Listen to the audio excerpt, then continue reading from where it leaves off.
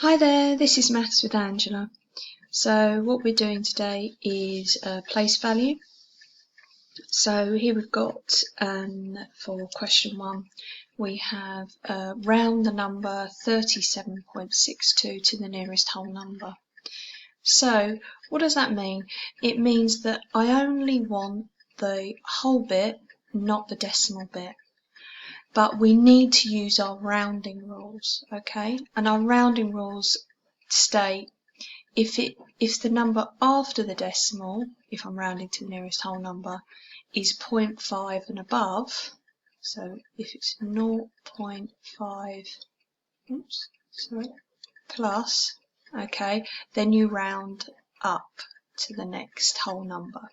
If it's 0.5 or less, okay, you round down. Okay, so they're the rules. Okay, so we're looking at this number here, which is after the decimal place. So you can see here that my two options, if I rounded it up, it would go to 38, and if I rounded it down, it would go to 37. So you just have to decide which one of these rules you are using. So decision made here is the number after the decimal 5 or more, or is it 4 or less? Well, as you can see, it's a 6, so it must come into this category here. So my overall answer is 38. Okay, all right. Moving on. I need to again round this number to the nearest thousand. So now we're not talking about decimals here, we're talking about to the nearest thousand. So we're now looking at the hundreds. So if you could see here, if we're doing to the nearest whole number, we go down to the first decimal because that's the number after the units, and that's what we're rounding to nearest unit. Okay, here we're rounding to nearest thousand, so I need to look at the hundreds. Okay, so if it's 500 or more after the thousand bit, I round up. Okay, and if it's 499 or less, yeah, because that's one below, one below, I round down. Yeah, in other words, if it's 500 or more, round up. If it's 499 or less, it goes down. So my two options are, talking about 1,000, is if I round up, I'm going to round up to 7,000, and if I round down, I'm going to go down to 6,000. So all I have to do here is to choose by looking at what's happening at the hundreds, what I'm going to do. So I've got 6,370. So the 370 is the hundreds, tens and units I'm looking at, the hundreds, yeah? So this rolls into this category here because it's less than 500, okay? So therefore my number will round down to 6,000. Okay, right. Okay then, so let's move down a bit. So what we've got here with our next question is write the value of 2 in this number. Okay, so if you read this number out, you've got 4,000. So I'm going to do a bit of a place value table. So I've got thousands. Okay, so I've got 4,000, and I've got 200. I've got 70, because T stands for tens, and then I've got the units, which is 3. So what they're asking for is they're asking for what column, or what value does the 2 make?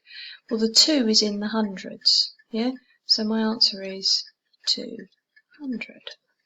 Okay, you could write it in words or you can write it in numbers. Okay? Okay, moving on.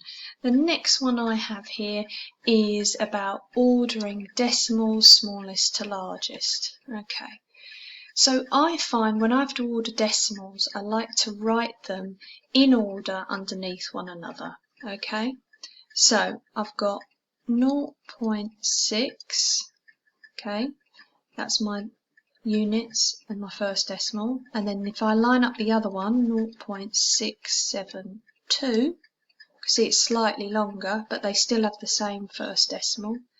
And then the third one, 0.63. So again, they still have the first decimal. And then this one here, 0.36. So when you're going to find out which is the smallest, you keep in turn looking at each of the columns, starting with the units, then going to your first decimal, the tenths, okay, and then you've got your hundredths, the hundredths, and then you've got the final one, which is the thousandths, okay. I'll model that out because that does not look very good. Okay then, so there we go. So looking at these numbers here, you can instantly see that they're all the same, so I can't decide. But looking at the first decimal, you could see that this one here is clearly got a smaller number in the first decimal and therefore makes it the smallest. So that's the first one in our line, okay? So put a comma there, and we're going to put the other ones in. And I like to cross it off of there, so I know I've written it down.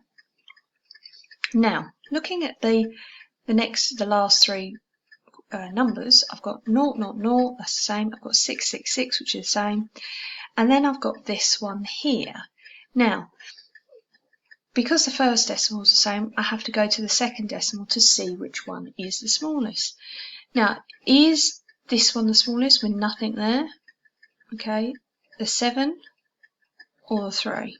Okay, now a lot of people mistake and think that this one here is bigger. But if I put these zeros in to make it the same length, you can see that the top one is clearly the smallest because it's got a 0 in this second place. Okay, so I'm going to write this one, 0.6, as my next one. I'm going to leave the other zeros off because I put them in. Okay, alright. So we're now down to, cross that one out, 2 left. Okay, so we do the same thing again. 0 is the same, 6 the same, and then we're looking at this second decimal here, and they are different. And this one here with the 3 is clearly smaller, so we're going to do 0.63. Okay, and then by default, the last one left is the 0.672. Okay then. So I hope that was helpful. Have a go at similar questions on place value. Good luck. Bye.